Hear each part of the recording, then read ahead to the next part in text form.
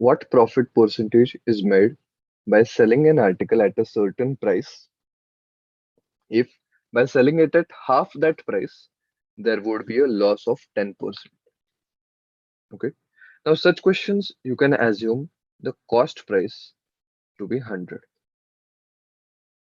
Now, loss of 10% you can get if the selling price is 100 minus 10, that is 90.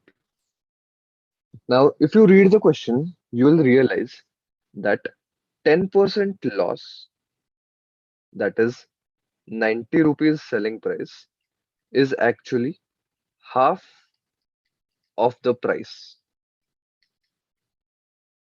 Okay, half, that means upon 2. So 90 is equal to price upon 2.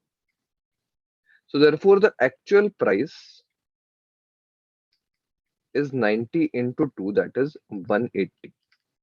So if you sell the product at the actual price, that is 180, you will get a profit of 80 rupees, and therefore profit percentage will be 80 upon cost price, that is 100 into 100.